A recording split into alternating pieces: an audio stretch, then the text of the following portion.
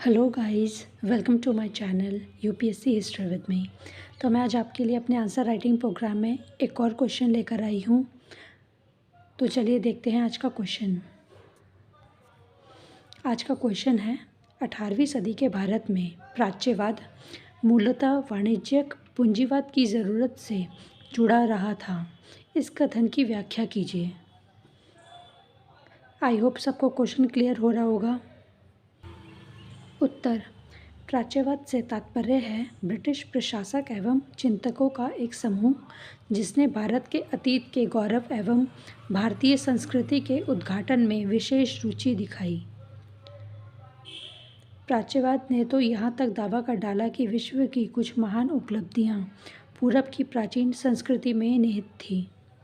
अब प्राच्यवाद का क्या मतलब होता है, ये मैंने अपने लास्ट लेक्चर में भी बताया था।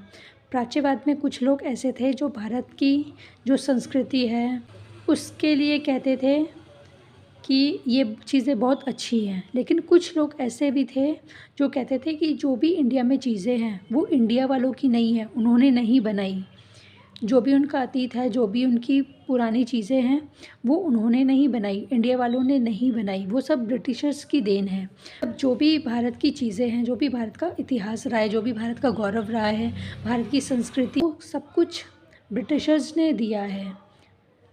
और जो भी उनके पास जो पहले से भी था, जो वेस्टर्न कंट्रीज़ थी उनसे सीखा है, भारत का कुछ भी नहीं था।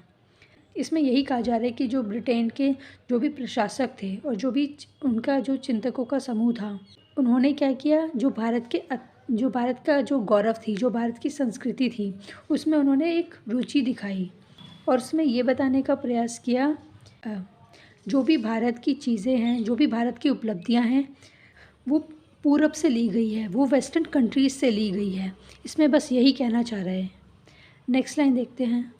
यद्यपि ऊपरी स्तर पर देखने पर यह प्रतीक होता है कि प्राच्यवादी भारतीयों के हमदर्द एवं उनके प्रशंसक है, परंतु गहराई से परीक्षण करने पर यह ज्ञात होता है कि ब्रिटिश प्राच्यवादी कहीं ना कहीं ब्रिटिश वाणिज्यिक पूंजीवाद की ज़रूरत से परिचालित हो रहे थे।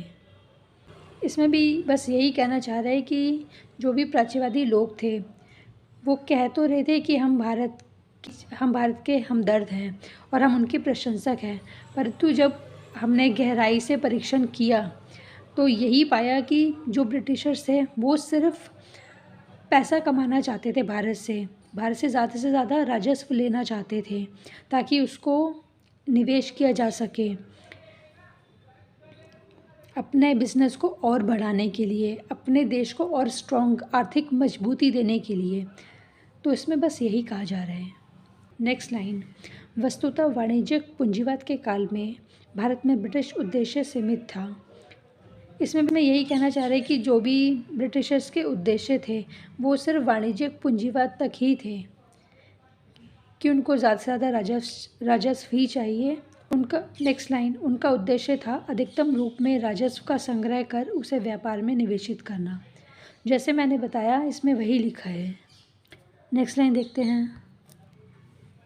इस उद्देश्य को प्राप्त करने के लिए उन्हें भारत में व्यापक परिवर्तन लाने की ज़रूरत नहीं थी, इसलिए ब्रिटिश कंपनी ने थोड़े बहुत परिवर्तन के साथ भारत में परंपरागत प्रशासनिक ढांचे को बनाए रखा। इसमें यही कहना चाह रहे हैं कि जो ब्रिटिशर्स के उद्देश्य थे उन्हें प्राप्त करने के लिए उन्होंने ज़्यादा भारत में कोई परिवर्तन नहीं किए, उन्होंने बस थोड़े बहुत प्रशासनिक परिवर्तन किए थे। बाकी जो भी पुरानी चीज़ें चलती आ रही थी मुग़ल काल से, उन्होंने उसी को ही बनाए रखा। तो बस इसमें यही कहना चाह रहे हैं। Next line. उसी तरह सामाजिक तथा सांस्कृतिक क्षेत्र में भी परंपरागत मॉडल को ही बनाए रखने पर बल दिया। प्राच्यवाद ब्रिटिश की उपयुक्त ज़रूरत के अनुकूल ही था। इसमें कहा जा रहा है कि जो सामाजिक और सांस्कृतिक क्षेत्र थे उसमें भी वही चीज़ों को ही रखा गया, उसी परंपरागत मॉडल को बनाए रखा गया जो वही मुग़ल काल से चलते हुए आ रहे थे, और ये प्राच्यवाद ब्रिटिश ज़रूरत के अनुकूल ही था। मतलब जैसे वो चाहते हैं ब्रिटिशर्स वैसे ही था। नेक्स्ट लाइन देखते हैं। प्राच्यवाद में यह स्थापित करने का प्रयास किया कि भारतीय मॉडल ब्रिटिश मॉडल से पृथक अवश्य है किंतु उससे निकृष्ट नहीं है। इसमें कहा जा रहा है कि जो भारतीय मॉडल था वो ब्रिटिश मॉडल से थोड़ा अलग तो था, लेकिन बिल्कुल अलग नहीं था। नेक्स्ट लाइन, उपयुक्त बातों के अतिरिक्त भारतीय अतीत एवं परंपरा का ज्ञान भारत में काम करने वाले ब्रिटिश अधिकारियों के लिए बहुत उपयोगी हो सकता था। वे ब्रिटिश हित में बेहतर रूप से शासन कर सकते थे। अब इसमें कहा जा रहा है कि ये था कि ब्रिटिशर्स ने बहुत सारे कॉलेज बनाए थे इंडिया में, ताकि इंडिया की जो भारत की संस्कृति है, जो भी भारत का ज्ञान है, वहाँ पे वो आईएएस वगैरह लोगों को ट्रेनिंग दे सके, उनको बता सके भारत के अतीत और परंपरा के बारे में। सबने पढ़ा होगा कि उन्होंने 2-3 कॉलेजेस खोले थे। वो इसलिए खोले थे ताकि जो ब्रिटिशर्स लोग, जो ब्रिटिश अधिकारी हैं, वो अच्छे तरह से भारत में काम कर सकें। नेक्स्ट लाइन, इस तरह हम देखते हैं कि प्राच्यवाद, ये प्राचीवाद नहीं है, ये प्राच्यवाद है, इसको ठीक कर लेना। और जो भी प्राच्यवाद लिखा है वहाँ पे आधा चा आएगा, उसे भी ठीक कर लेना। सॉरी इस मिस्टेक के लिए। इस तरह हम देखते हैं कि प्राच्यवाद जैसी विशिष्ट विचारधारा गहरे रूप में ब्रिटिश औपनिवेशिक हित में संबंध थी। तो बस इस क्वेश्चन में यही कहा जा रहा है कि जो प्राच्यवाद जो था वो ब्रिटिश उपनिवेशक के हितों से ही संबंध थी, मतलब वो उन्हीं के हितों के लिए काम कर रही थी प्राच्यवाद विचारधारा। तो ये था आज का क्वेश्चन। आई होप सबको क्वेश्चन क्लियर हुआ होगा। जो भी डाउट हो उसको कमेंट बॉक्स में लिखना, मैं उसे सॉल्व करने की कोशिश करूँगी। तो आज के लिए थैंक यू। नेक्स्ट लेक्चर में मिलते हैं।